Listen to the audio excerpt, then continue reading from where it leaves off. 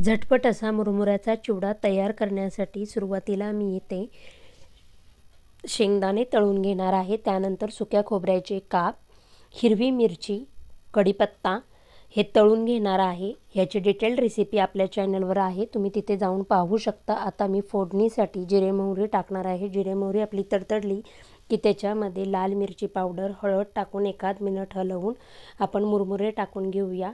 आपल्या मुरमुऱ्यांना हा मसाला छान असा लागला गेला पाहिजे। त्यानंतर आपण तळून घेतलेले सर्व साहित्य टाकू आणि चवीनुसार मीठ, चाट मसाला, बारीक शेव टाकून आपण हे एखाद मिनिट मिक्स करून घेणार आहोत।